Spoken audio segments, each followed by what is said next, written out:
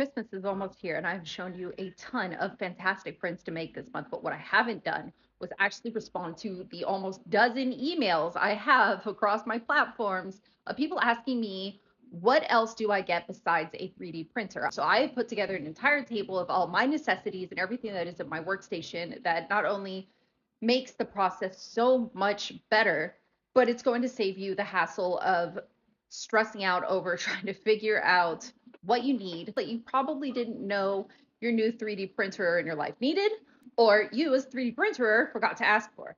I had people ask me what cartridges our printers need, what string it needs. This is an entire stack of rainbow budget PLA from 3D Printing Canada. And if you are just starting out printing, I really, really recommend you stay within the PLA realm.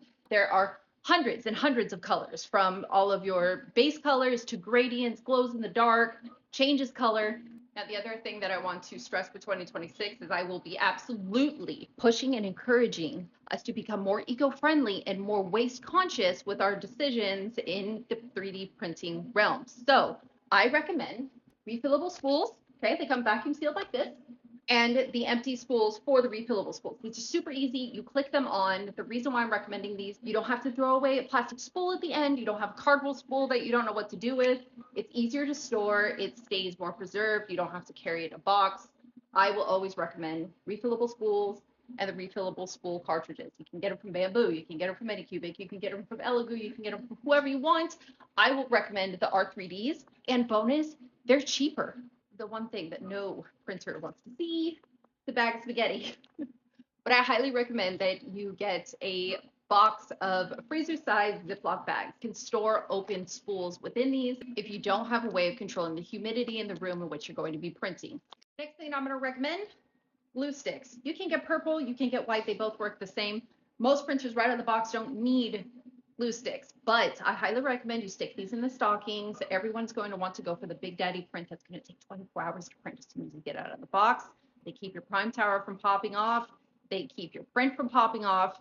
It's an insurance policy. If I have anything over 11 hours, that's my sweet spot, it's getting some glue stick. It doesn't take a lot, so these actually go far. The next thing that I'm going to recommend right off the bat until you start printing your own, scrapers. Stuff sticks. This helps. End of story. There are other different scrapers you can get. This one is actually plastic, so it does less damage to your bed, and it has a cover on it so you don't actually nick yourself. You got your print started. Now it's finished. Now what? Now you're gonna need filament cutters, okay? These I got off Amazon in a bulk pack. They lost their spring already. They last, but not very long, so make sure you're getting a lot of them. These are the filament cutters by Nipix, and these are basically the Dane brand Bentleys of the filament cutter world. Highly recommend these. They're amazing. Up, we have precision tweezers. This was a 10 set that I got off of Amazon for my birthday last year. I absolutely love them. They're so good for getting at those tiny little cavity supports and just little random hairs that stick. You're going to need a super glue, and remember that not all super glues are made the same. You need one that is actually specific for this type of plastic. If you don't, they don't stick, and you're sitting there for literally like 2 minutes holding pieces together for your life to get them to stick. Most come with an activator. And if you find one that has an activator, this is by Loctite, you know it's going to set almost instantly. So you do have to get precision, but it saves you so much time. So, I mean, if you are worried about errors, go with something that does a little bit slower, like this Gorilla Glue. I use this for positioning. And if you need something that's just instant, that clicks in, you're going to go with one that has an activator. When we're cleaning up prints, most people go for a blowtorch. I absolutely recommend one. Make sure that you get a can of butane with it, but depending on the age, this might not be the safest thing to get them. So I recommend a tiny heat gun. This is one that I got off again, Amazon. I think it was like 10 bucks. Everything's going to be linked, and it's just as effective. You could even just do a set of Bic lighters too. I use these if I have to like weld something together. Also, great stocking stuffer. 200 grit and above sandpaper sponges. These are great for polishing your prints, especially if you're going to be painting them anyways. Now let's talk about encouraging creativity, shall we? The first thing you're going to need, magnets. These are 4mm by 2mm. These are 10mm by 1mm. And then these are the bigger mega bars that I use for textile printing. I highly recommend you get these two sets for now. If you're just starting out, these are great for keychains. These are great for magnets and little fidgety things that use more than one magnet. And get yourself some keychains. Honestly, those tiny little animals that interlock their little paws together are some of the cutest things to print. And I got a bunch of these on Amazon for absolutely nothing.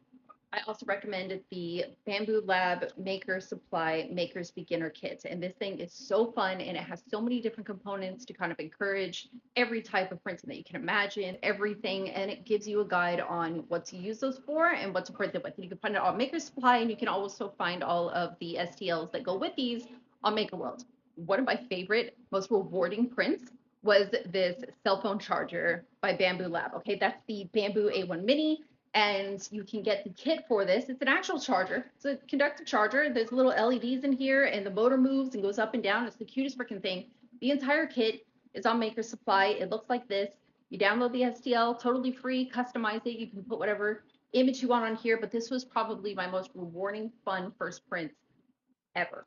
Now that we've printed our thing, we want to share our thing, right? This rotating display stand was maybe 10 bucks on Amazon. It has two different speeds on it. It uses battery or USB-C charge, goes clockwise, counterclockwise, and it is just such a great way to be able to record and share the amazing prints that I know you're going to make.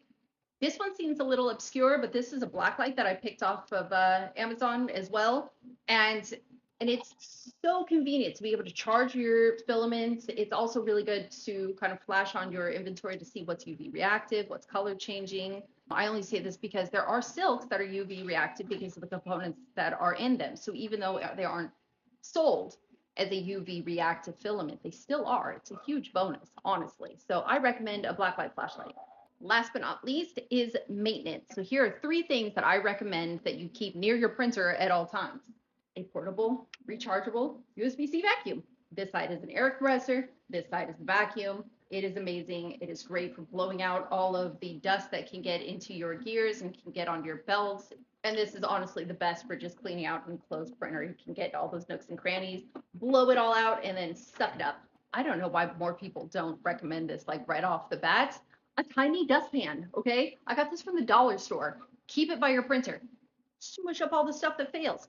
You're gonna have failed prints, okay? It's going to happen. Or your print went off successfully, perfectly, but then you gotta remove support. So you just picking off all those little trees and you just done. And a multi-tool kit, okay? I know that every single printer comes with hex keys and everything that you're going to need for your printer, but my God, they can be so inconvenient. I just like using my precision toolkit to get into those little areas and take off the tool head, change belts, everything that I need to. This is just more my style. What about the advanced printers that have been doing this for a while? I got you. I have something just for you. This is the Einstar Shining 3D scanner, and it is amazing. From small objects to larger objects, you can honestly take this and go anywhere and everywhere, scan it, and then create it. If you have been printing for a while and you want to really get outside of the box, get yourself the Einstar Shining 3D. I've also linked it. It's amazing. So there you have it. There's the shopping list for everyone from beginner to advanced and everything in between. I hope you guys have an amazing holiday. And yes, I will be doing the same series for resin because we need stuff too. Also, new merch. Who's this? Yay. Okay, let me